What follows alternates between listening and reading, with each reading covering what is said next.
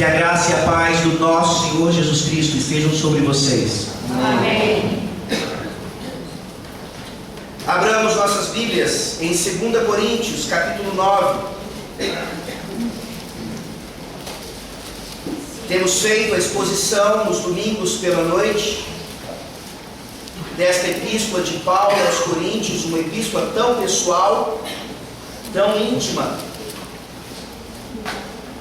E desde o capítulo 8, Paulo tem tratado especificamente de um tema que a Bíblia como um todo trata: o tema das finanças, o tema da generosidade, de como o crente lida não apenas com aquilo que o Senhor nos dá, mas como nós devemos também oferecer isso de volta ao Senhor de diversas maneiras. 2 Coríntios capítulo 9, eu farei a leitura de todo o capítulo e esse será o texto do sermão desta noite. 2 Coríntios capítulo 9, essa é a palavra da salvação. Ora, quanto à assistência a favor dos santos, é desnecessário escrevermos, porque bem reconheço a vossa presteza, da qual me glorio junto aos macedônios, dizendo que a Acaia está preparada desde o ano passado, e o vosso zelo tem estimulado a muitíssimos. Contudo, enviei os irmãos para que o nosso louvor a vosso respeito, neste particular, não se desminta, a fim de que, como venho dizendo, estivesseis preparados, para que, caso alguns macedônios forem comigo e vos encontrem desapercebidos, não fiquemos nós envergonhados, para não dizer vós, quanto a esta confiança. Portanto, julguei conveniente recomendar aos irmãos que me precedessem entre vós e preparassem de antemão a vossa dádiva já anunciada, para que esteja pronta como expressão de generosidade e não de avareza. E isso afirmo: aquele que semeia pouco, pouco também ceifará. E o que semeia com fartura, com abundância também ceifará. Cada um contribua segundo tiver proposto no coração, não com tristeza ou por necessidade, porque Deus ama a quem dá com alegria. Deus pode fazer-vos abundar em toda a graça, a fim de que, tendo sempre em tudo ampla suficiência, superabundeis em toda boa obra, como está escrito: distribuiu, deu aos pobres, a sua justiça permanece para sempre. Ora, aquele que dá semente ao que semeia e pão para alimento, também suprirá e aumentará a vossa sementeira e multiplicará os frutos da vossa justiça, enriquecendo-vos em tudo, para toda generosidade, a qual faz que, por nosso intermédio, sejam tributadas graças a Deus, porque o serviço desta assistência não só supre a necessidade dos santos, mas também redunda em muitas graças a Deus, visto como na prova desta ministração glorificam a Deus pela obediência da vossa confissão quanto ao Evangelho de Cristo e pela liberalidade com que contribuís para eles e para todos, enquanto oram eles a vosso favor com grande afeto, em virtude da superabundante graça de Deus que há em vós. Graças a Deus pelo seu dom inefável. Amém. Amém. Vamos lá. Ó Deus bendito, todo generoso, nós de fato te damos graças nessa noite, porque quando olhamos para as nossas vidas, nós não temos o contentamento que a Bíblia nos exige, por causa do nosso próprio pecado. O Senhor supre as nossas necessidades, o Senhor nos concede até mesmo mais do que nós precisamos, e mesmo assim, o nosso coração avarento termina não te glorificando, porque continuamos nos convencendo de que não temos tudo aquilo que nós precisamos. Ó Deus, livra-nos dessa cobiça, livra-nos dessa idolatria, livra-nos dessa avareza. E mais vá nos convencendo, ó Deus, daquilo que Paulo aqui escreveu aos Coríntios, desde o capítulo 8. E termina agora nessa sessão, nos mostrando princípios básicos e maravilhosos para lutarmos contra Mamon, contra o materialismo, contra o amor ao dinheiro, que é o princípio de todos os males, como Paulo nos ensina em outra epístola. Ó Deus Todo-Poderoso, que nessa noite, ao concluirmos esse pensamento a respeito do que significa a teologia da generosidade, que o Senhor não nos dê apenas a teologia, que o Senhor não nos dê apenas a teoria, mas que o Senhor transforme as nossas vidas nessa área, ó Deus. Que esses princípios possam ser praticados por essa igreja mais e mais, onde já é, que o Senhor nos aprimore ainda mais, e ainda não sendo, ó Deus, nos faça chegar ao arrependimento verdadeiro, para entendermos como o Senhor é glorificado nisso tudo, e como nós somos ainda mais santificados.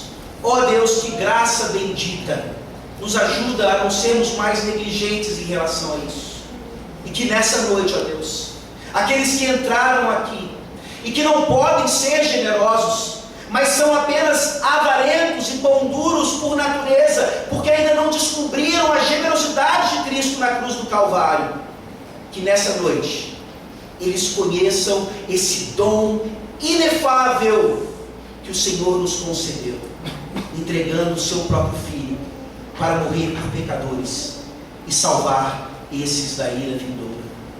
Ó Deus Todo-Poderoso, é em nome desse Cristo generosíssimo que nós oramos.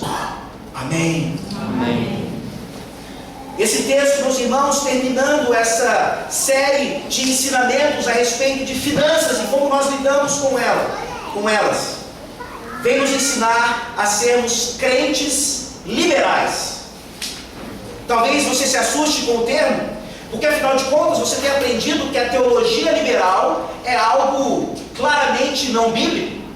A teologia liberal, na verdade, não é uma teologia. Não existe um crente liberal. Aquele que defende o liberalismo teológico, ele ainda precisa ser salvo. O liberalismo teológico, por exemplo, nega a ressurreição física do Senhor Jesus Cristo. O liberalismo teológico nega que Jesus Cristo nasceu de uma virgem. O liberalismo teológico nega que Jesus Cristo de fato andou por sobre as águas ou multiplicou pães e peixes. Não é esse tipo de liberalismo que estamos falando. Pelo contrário, esse texto vem nos falar da liberalidade que deve existir em cada um de nós. E se essa liberalidade ainda não encontra guarida em nossos corações e não é testificada pelas nossas ações, talvez seja porque você ainda faz essa pergunta no seu coração, ou você tem esse tipo de pensamento: se eu tivesse um pouquinho mais de dinheiro, talvez tudo ficasse resolvido na minha vida. Quem aqui nunca pensou assim? Quem aqui nunca foi tentado a dizer: será que jogar na Mega Sena é de fato pecado? Pois se eu ganhar fazendo aquela fezinha, eu vou pagar as minhas dívidas e vou trazer tudo para a igreja. Quem aqui nunca se viu preso a Mamon dessa forma?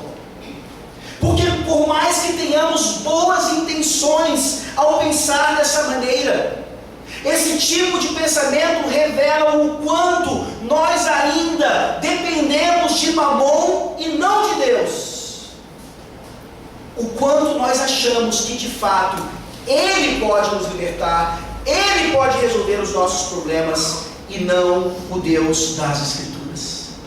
O Senhor Jesus Cristo deixou isso bem claro: vocês não podem servir a dois senhores. Ou servimos a Mamon, ou servimos ao Deus a quem de fato pertence o ouro e a prata e tudo mais que existe, pois Ele é o Criador de todas as coisas. Somente quando nós entendemos de fato essa realidade e essa dependência exclusiva, nós entendemos o que é a liberalidade cristã. E como nós vimos lá no capítulo 8, nós não entregamos apenas parte dos nossos recursos financeiros, mas nós nos entregamos completamente a Deus. Essa noite, o capítulo 9 vem nos ensinar de uma forma bem simples e direta: quanto mais nós contribuímos, mais nós somos abençoados. Quanto mais nós contribuímos, mais nós somos abençoados. E isso pode parecer, como também ensinei lá no capítulo 8, na primeira sessão, teologia da prosperidade falsa. E nós rejeitamos isso, nós mostramos o quanto isso não é bíblico. Mas nós temos aqui a teologia da prosperidade verdadeiramente bíblica. Nós temos aqui a teologia da generosidade, que de fato traz resultados, pois o Deus da promessa é fiel e Ele cumpre as suas bênçãos. Quanto mais nós contribuímos, mais nós somos abençoados. Mas que bênção é essa? Talvez nós ainda pensemos: quanto mais nós contribuímos, mais seremos abençoados materialmente. E aí, mais uma vez, nos achegamos mais a Mamon do que ao Deus do ouro e da prata. Nessa noite, o Espírito Santo vem nos ensinar, nesse capítulo 9, dos versículos 1 a 5, que nós precisamos contribuir prontamente. Dos versículos 6 a 9, que nós precisamos contribuir alegremente. E finalmente, dos versículos 10 a 15, que nós precisamos contribuir liberalmente. Precisamos contribuir prontamente, alegremente e liberalmente. Leamos mais uma vez os versículos 1 a 5. Ora, quanto à assistência a favor dos santos, é desnecessário escrevermos, porque bem reconheço a vossa presteza, da qual me glorio junto aos macedônios, dizendo que a Acaia está preparada desde o ano passado, e o vosso zelo tem estimulado a muitíssimos. Contudo, enviei os irmãos para que o nosso louvor a vosso respeito, nesse particular, não se desminta, a fim de que, como venho dizendo, estivesseis preparados. Para que, caso alguns macedônios forem comigo e vos encontrem desapercebidos, não fiquemos nós envergonhados, para não dizer vós, quanto a esta confiança. Portanto, julguei conveniente recomendar aos irmãos que me precedessem entre vós e preparassem de antemão a vossa dádiva, já anunciada, para que esteja pronta, com expressão de generosidade e não de avareza. Precisamos contribuir prontamente. E como é que nós vemos isso aqui? Primeiro, nos versículos 1 e 2, Paulo faz um elogio àquela igreja, a igreja de Corinto. Aqui ele chama a igreja na Acaia. Nós já vimos aqui que eles haviam se comprometido com esse auxílio financeiro aos necessitados na Judéia há um ano atrás. E que por diversos fatores eles pararam a contribuição, eles não fizeram mais aquilo que haviam comprometido a se fazer. Mas Paulo aqui os lembra então do quanto eles haviam prontamente se colocado como ajudantes daqueles que estavam necessitados. Paulo começa elogiando, mostrando que essa disposição de fato deve ser elogiada. E esse princípio é aplicado a nós. Às vezes nós pensamos que estamos fazendo apenas a nossa obrigação ao trazer as ofertas para a casa do Senhor. Mas isso precisa ser elogiado, isso precisa ser encorajado de fato. Talvez seja o mínimo que possamos fazer, mas isso não é coisa pequena. Isso é algo maravilhoso, como nós veremos aqui. E a pergunta é: será que podemos receber esse elogio que Paulo está trazendo aqui aos coríntios? Será que nós somos uma igreja que está prontamente preparada para esse desafio?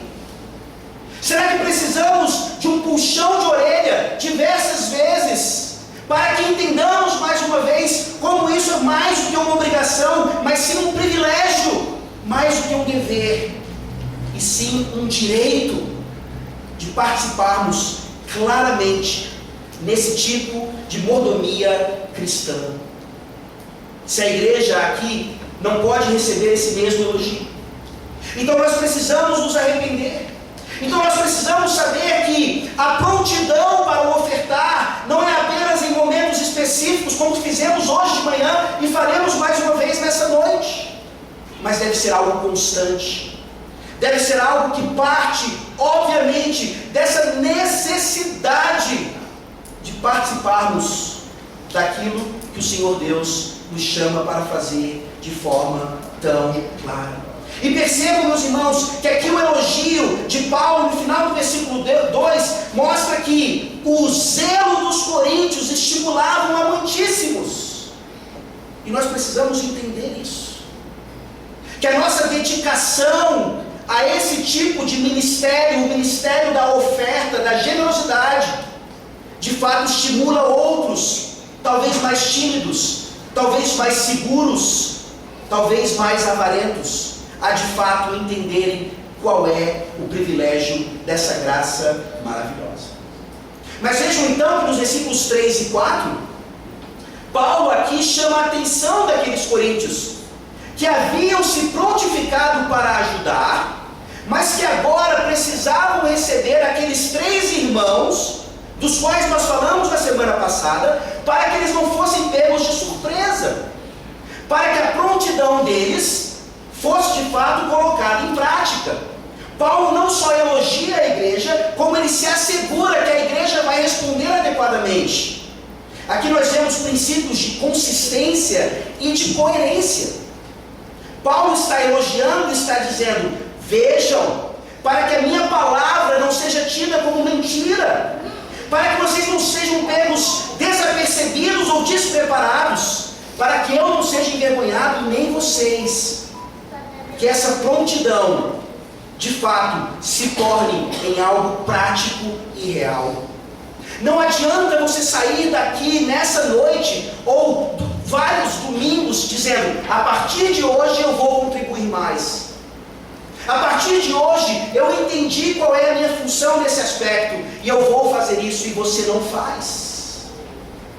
Ao fazer esse tipo de coisa, ao se comprometer, ao se apresentar prontamente para esse serviço e não realizá-lo, você está se demonstrando um mentiroso. Você está se demonstrando uma pessoa que ainda não entendeu exatamente essa graça maravilhosa. É fácil se comprometer na tese, em teoria, mas a prática é bem diferente. Entendamos então que o elogio nos encoraja, mas não deve nos fazer baixar as guardas. Pelo contrário, nos dedicarmos ainda mais a isso, para estimularmos ainda mais aos outros, para que toda a igreja e todas as igrejas compreendam que graça maravilhosa é essa. E no versículo 5 então, ele mostra, depois de elogiar e se assegurar de que aquilo aconteceria de fato, ele fala que esse princípio deve ser baseado em generosidade e não em avareza.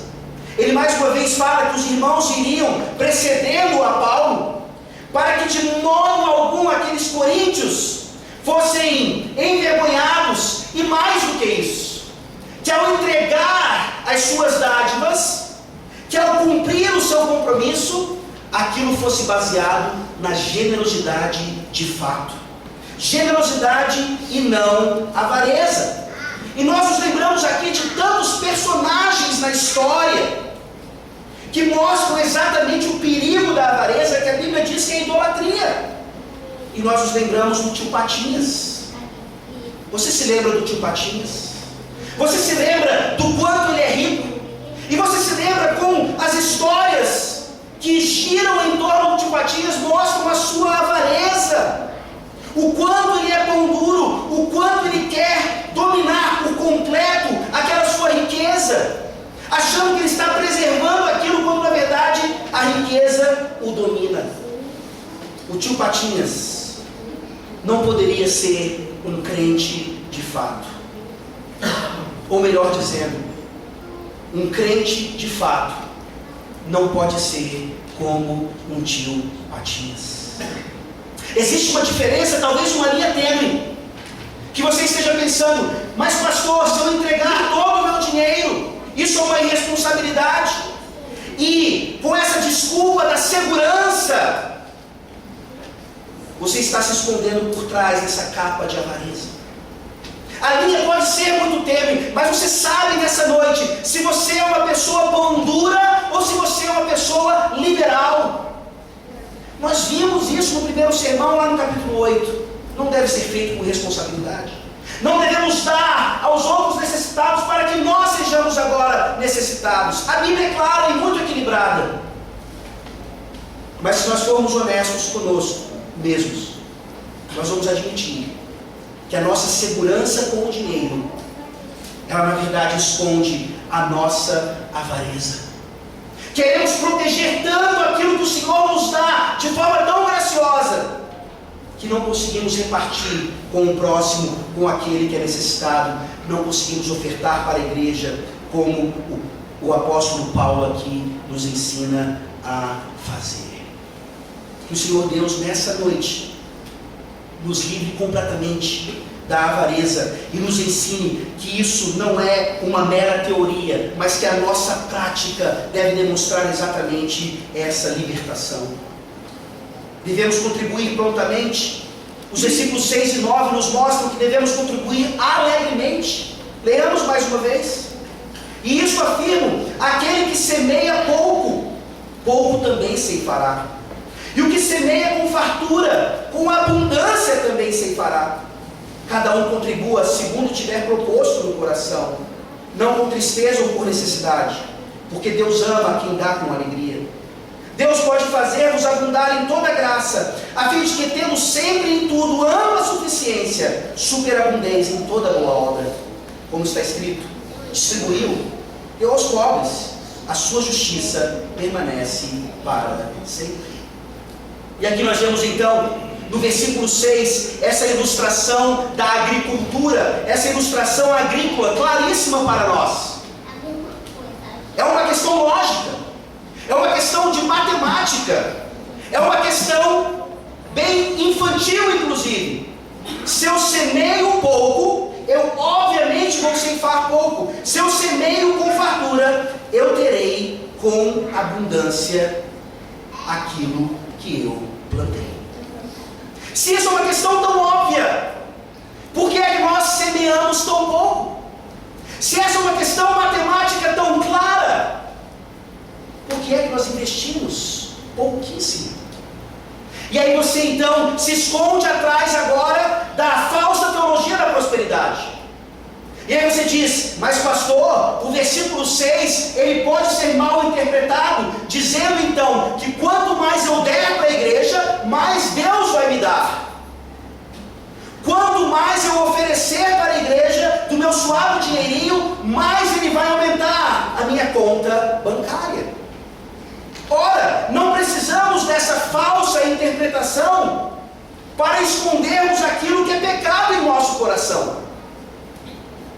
O capítulo 9 de 2 Coríntios nos mostra que sim, existe uma relação direta de um Deus doador para com aqueles que doam segundo a graça que lhes foi concedida.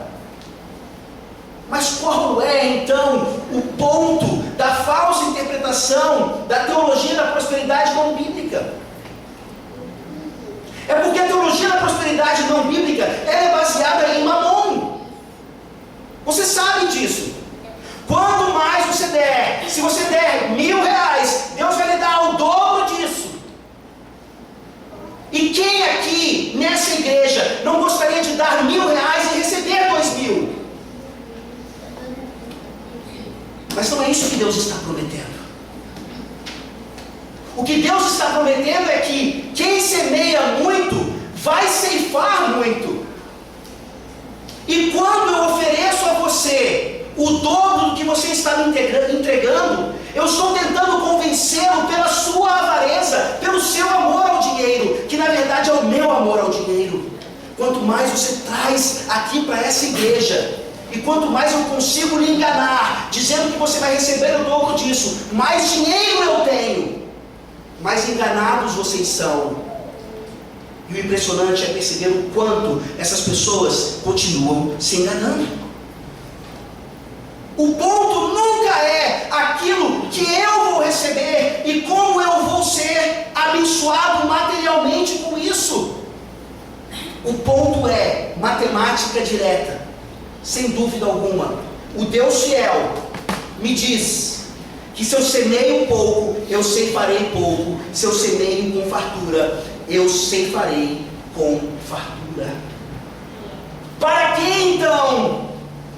O versículo 7 nos ensina: cada um contribua segundo tiver proposto no coração, não com tristeza ou por necessidade, porque Deus ama a quem dá com alegria. Nós percebemos aqui então que não é só uma questão de quantidade, do quanto eu entrego, mas de como eu entrego. É por isso que eu pude ensinar também naquele primeiro sermão, ainda sobre a primeira parte do capítulo 8. Não importa o quanto você dá, porque Deus pode fazer maravilhas com um pouquinho que você dá. Os macedônios eram pobres, eles eram também necessitados, mas da pobreza deles eles deram alguma coisa, e Deus fez maravilhas com aquilo, porque eles deram com o coração. Eles não se importaram com a quantidade, não foram orgulhosos ou soberbos em dizer: eu tenho tão pouco para dar, não vou dar nada. Mas a disposição do coração aqui nos mostra então que nós não entregamos ou nós não semeamos muito para receber individualmente muito, mas essa recepção, essa bênção, ela diz respeito ao reino de Deus. E é por isso que eu vou entregar então com alegria.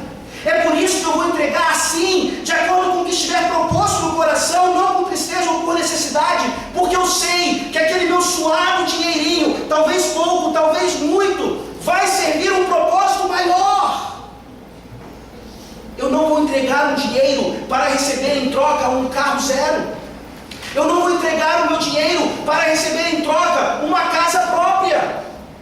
Eu não vou entregar o meu dinheiro para receber algo meramente material. Eu vou entregar o meu dinheiro sabendo que as minhas ofertas fazem parte do engrandecimento do reino de Deus. Vocês acham que os torcedores do Real Madrid estão alegres hoje? Com certeza. Talvez mais alegres estão os sócio-torcedores madrilenhos. Sócio-torcedores que ali colocam o seu dinheirinho mensalmente, uns mais, outros menos. E quando então o capitão do time levanta aquela Copa, a Copa dos Campeões, é óbvio que eles entendem: o meu investimento serviu para alguma coisa. Sim, muitos dão ali por amor ao time, mas quando o objetivo vem, quando a Copa é conquistada, eles entendem que eles tiveram parte daquilo. E é óbvio que o sócio-torcedor entrega aquele dinheiro com alegria.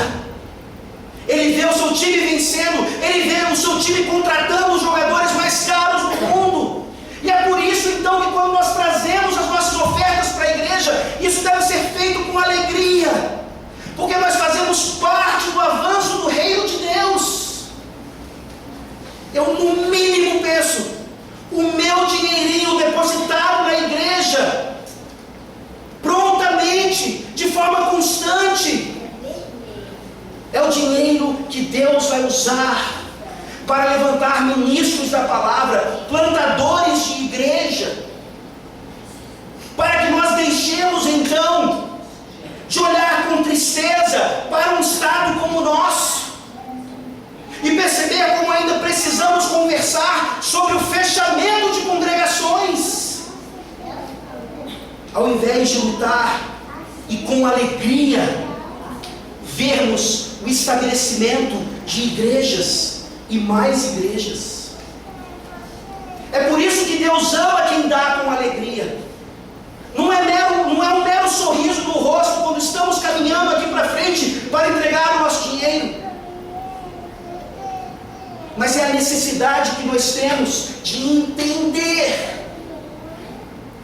como esse sistema que Deus mesmo estabeleceu é o sistema que faz o seu reino crescer cada vez mais. Foi assim que você entregou as suas ofertas hoje de manhã? Foi assim que você colocou o seu dinheirinho naquele envelope? Sabendo que aquele seu dinheirinho, juntamente com todas as outras ofertas, destinadas especificamente para a reforma do acampamento, vão fazer com que aquele acampamento esteja não apenas mais confortável para o nosso bem-estar, mas ele continue sendo ali cada vez mais um local onde o evangelho é pregado e pessoas se convertem. Que alegria! Se esse é o resultado, aí a matemática faz ainda mais sentido. Quanto mais eu semear, mais pregação da palavra. Quanto mais eu semear, mais evangelho anunciado. Quanto mais eu semear, mais conversões maravilhosas de pecadores.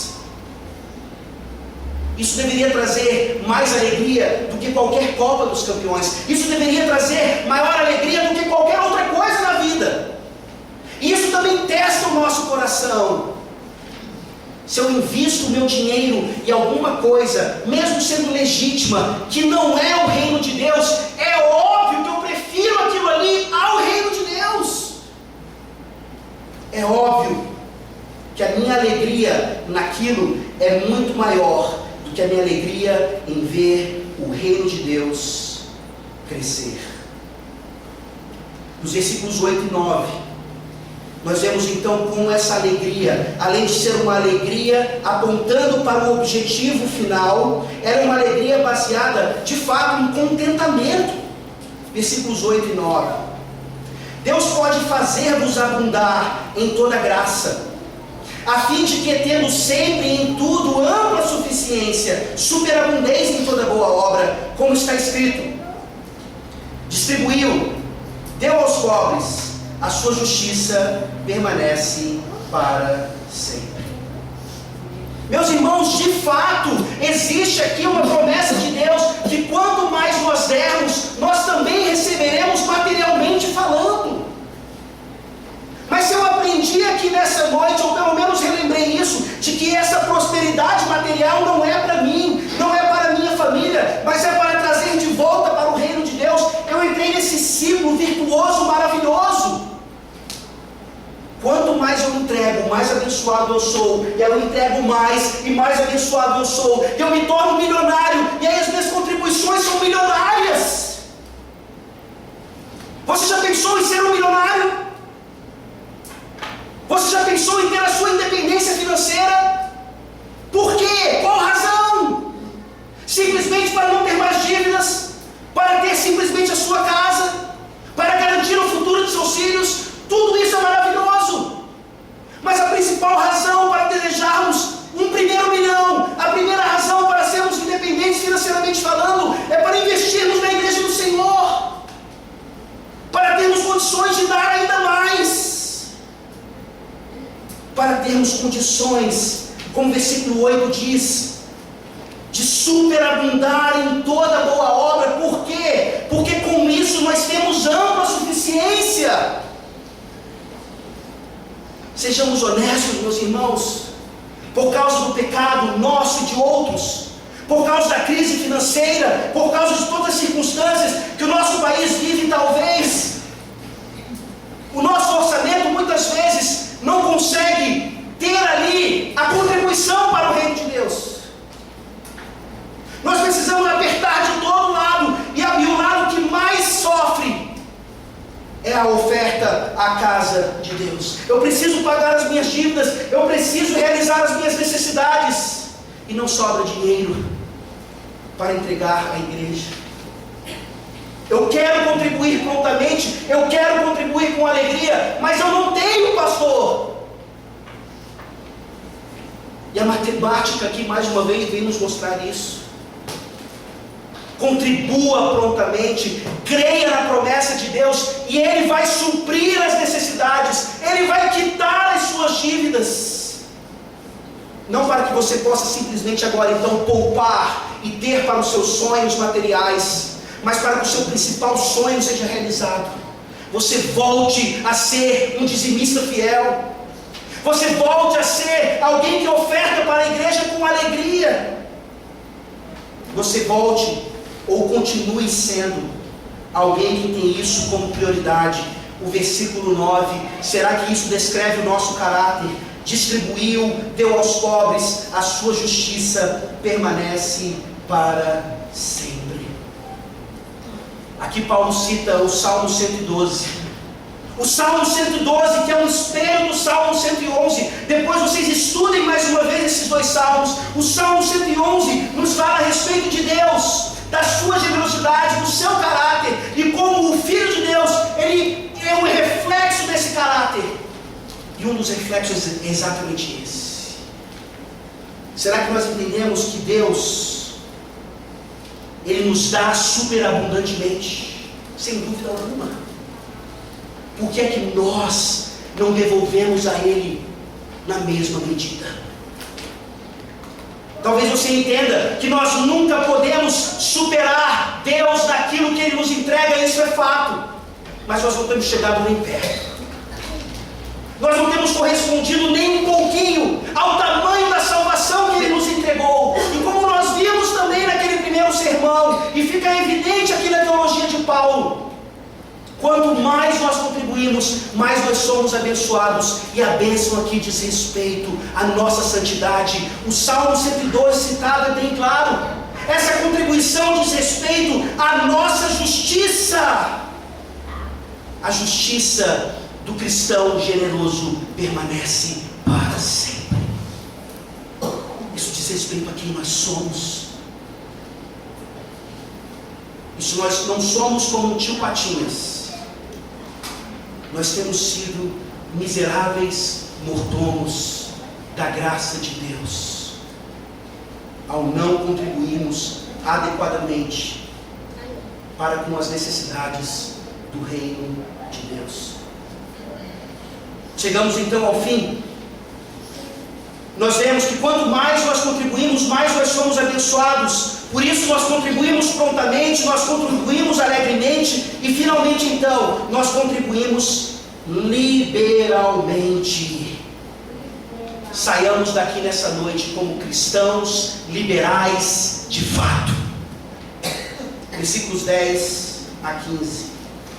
Ora, aquele que dá semente ao que semeia e pão para alimento, também suprirá e aumentará a vossa sementeira e multiplicará os frutos da vossa justiça, enriquecendo-vos em tudo para toda generosidade, a qual faz que por nosso intermédio sejam tributadas graças a Deus, porque o serviço desta assistência não só supre a necessidade dos santos, mas também redunda em muitas graças a Deus, visto como na prova desta ministração glorificam a Deus pela obediência da vossa confissão quanto ao Evangelho de Cristo e pela liberalidade com que contribuís para eles e para todos, enquanto oram eles a vosso favor com grande afeto, em virtude da superabundante graça de Deus que há em vós, graças a Deus pelo seu dom inefável. Paulo continua no pensamento. Ele trouxe princípios maravilhosos e aqui ele mostra resultados maravilhosos do que é a verdadeira generosidade. E nos versículos 10 e 11, na primeira parte do versículo 11, ele continua nos mostrando que sim, essa providência divina gera em nós mais riqueza. E essa maior riqueza em nós gera ainda maior generosidade, que vai gerar em Deus então uma maior providência, e assim por diante. E se sim, os macedônios eram pobres e podiam dar pouco para a igreja, os coríntios eram ricos e eles podiam dar muito para a igreja. E mais uma vez eu me pergunto, o quanto você tem dado à igreja?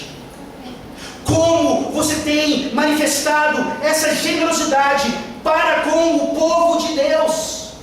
Sabendo que no final, meus irmãos, Quem aqui não quer ver Deus glorificado? Quem aqui não quer ver o povo de Deus manifestando ação de graças a Ele? Todos nós. E não há forma ou graça mais eficaz para que isso aconteça que não essa manifestação de generosidade. O versículo 11 diz: quando isso acontece, quando Deus aumenta em vós a vossa sementeira, quando Ele multiplica os frutos da vossa justiça, a sua generosidade aumenta, e isso traz mais graças a Deus. O Senhor Deus é glorificado. Se você não ficou feliz hoje pela manhã ao testemunhar o povo de Deus trazendo suas ofertas aqui para esse recipiente, então eu não sei o que você entende em relação ao Evangelho. É glorioso ver criancinhas, pessoas mais idosas trazendo para o Senhor, porque isso glorifica a Deus. Não aumenta os cofres da igreja simplesmente, mas mostra para nós que a mão abençoadora do Senhor está aqui. E nós somos testemunhas vivas disso. E nós podemos talvez ser a primeira geração que vai encerrar esse ciclo desgraçado de uma igreja que é considerada pobre e por isso não consegue investir no seu próprio estado. De uma igreja que é pobre e por isso não consegue manter ministros da palavra aqui. Porque assim que recebem um salário melhor em outro lugar, é para lá que eles vão.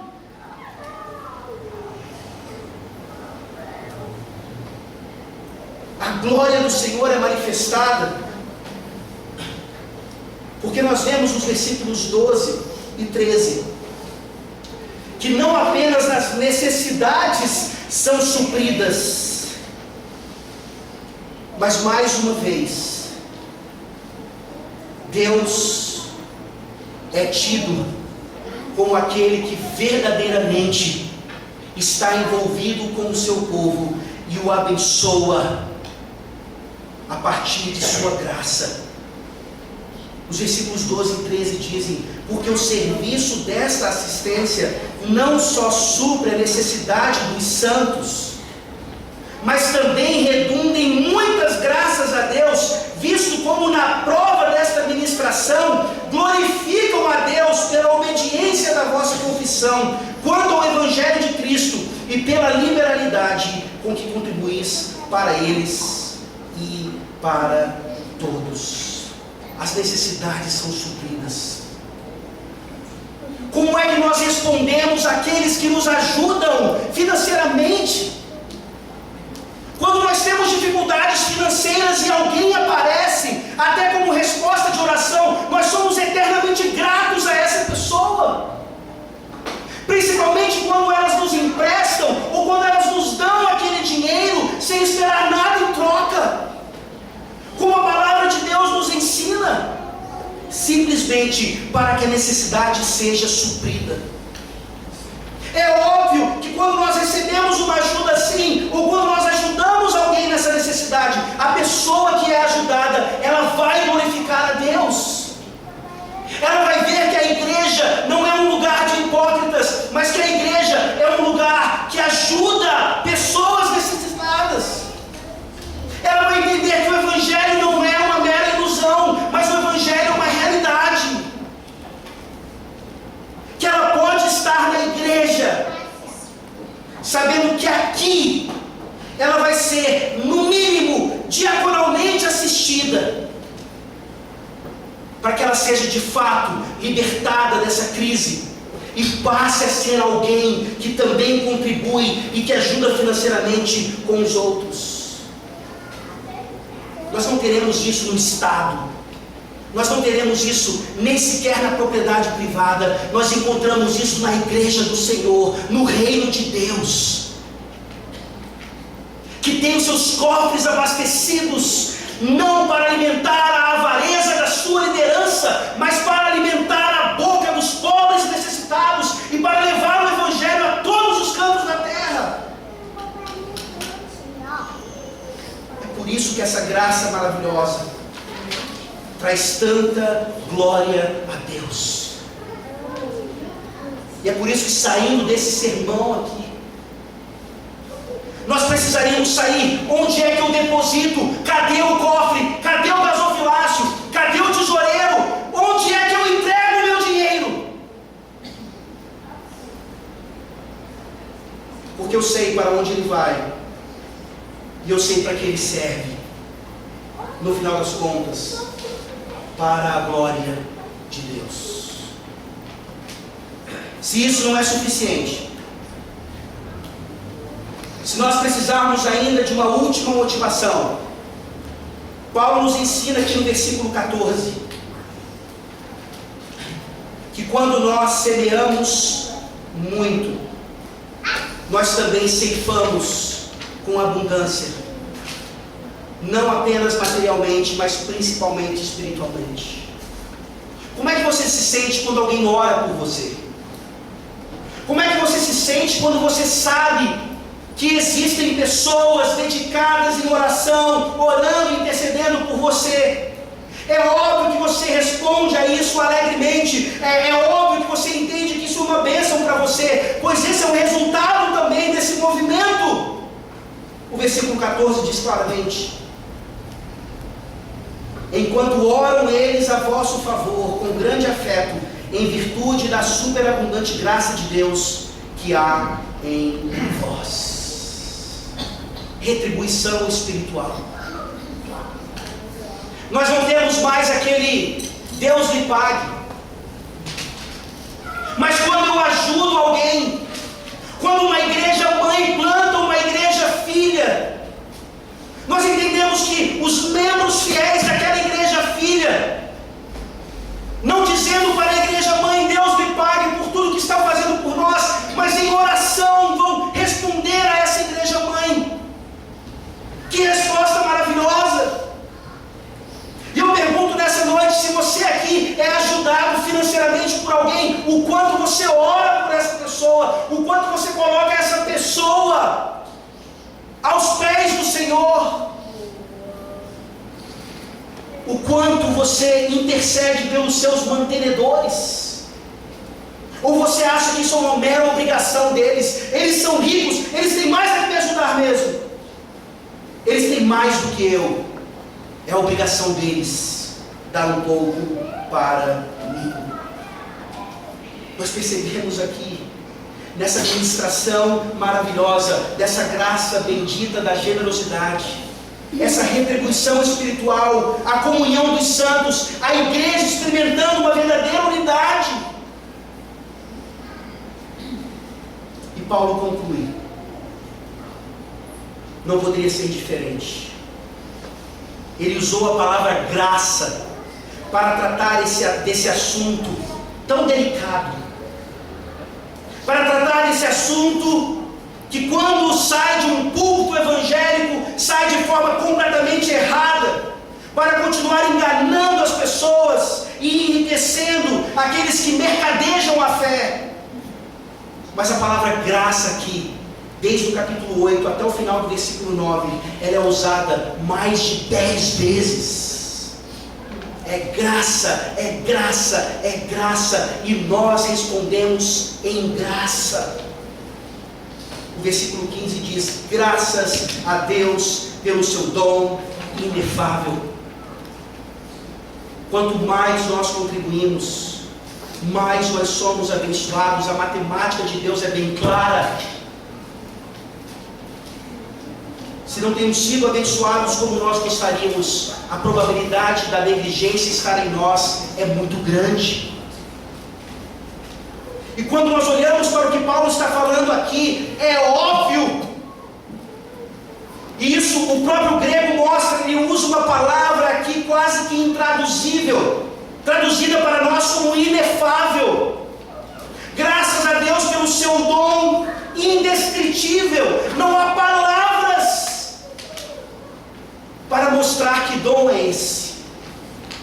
E ele não está falando apenas do dom material, ele não está falando apenas da bênção de Deus sobre uma igreja que vai abençoar a igreja e os outros e o mundo. ele está falando do maior dom, o dom de Jesus Cristo, aquele dom indescritível, aquele dom inefável, aquela doação plena, aquele amor de Deus não só em palavras, mas em prática, aquele dom em que o próprio Deus, a segunda pessoa da Trindade, se torna um homem como nós e se entrega na cruz do Calvário para que nós tivéssemos vida. Olha como a matemática de Deus é maravilhosa. Se Jesus Cristo entregou-se por completo ali na cruz do Calvário, aquele sacrifício vai resgatar de fato todos aqueles que pertencem ao Senhor Jesus Cristo. E nessa noite, nós temos o privilégio de sermos mais parecidos com Ele, de sermos mais prontos a contribuir, de fazermos isso com alegria, porque nós entendemos o que acontece na contribuição, e fazermos isso da forma mais liberal possível, tornando cada vez mais rica a igreja do Senhor Jesus Cristo, sabendo o que ela vai realizar com toda essa riqueza. Eu acho que eu já usei essa ilustração aqui no final de um outro sermão. Se já usei, então eu repito, porque ela é digna de ser repetida. No final do filme A Lista de Schindler, nós temos o empresário que comprou vários judeus para que eles não fossem mortos nas câmaras de gás daquele sistema maléfico e diabólico. Um empresário que, durante o filme, percebe que se ele não comprasse aqueles judeus, eles seriam mortos nesses lugares. E ele faz uma lista então, e com seu dinheiro, muito dinheiro, ele compra várias pessoas que agora estão se aproximando dele para agradecerem por aquela libertação. O sistema nazista está quase chegando ao fim. Eles sabem que eles não passaram pela morte por causa do dinheiro daquele homem, por causa do sacrifício daquele homem. E eles estão chegando, e o número é grande. E aquele homem começa a olhar para aquele número, e ele fica desesperado. E ele começa a chorar. E ele olha para o seu dedo, e ele vê ali no seu dedo ainda um anel caríssimo. E ele diz: se eu tivesse vendido esse anel, eu teria comprado mais tantos judeus. E ele olha para o seu carro, um carro de luxo que o levou até ali, e ele cai de joelhos desesperado, dizendo: se eu tivesse vendido esse carro, eu compraria mais tantos judeus. E um dos judeus bota a mão no seu ombro e diz: obrigado pelo que você fez, foi mais do que suficiente. Mas ali você entende o desespero daquele homem, e deveria ser o nosso desespero. O nosso dinheiro, aquilo que a gente quer, o nosso luxo, pode representar a salvação de almas. E como é que nós temos lidado com isso? Como é que nós temos nos parecido mais com Cristo, que entregou não apenas parte, mas tudo? Que nós sejamos de fato cristãos liberais, na pobreza e na riqueza, para a glória de Deus e para o suprimento da necessidade, não só da igreja, mas de toda a sociedade. Vamos orar. Ó Deus maravilhoso, bendito, gracioso, generoso, obrigado porque a Tua palavra é tão prática, tão eficaz, viva.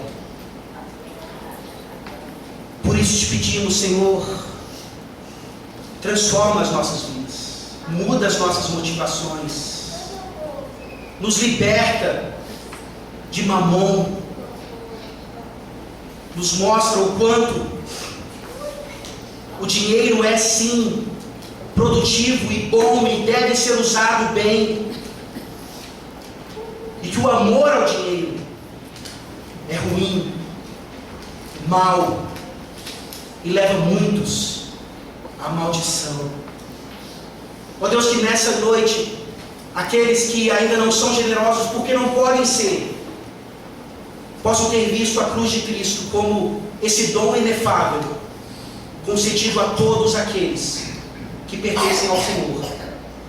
E que nessa cruz eles confiem e se salvem de seus muitos pecados e de sua muita avareza.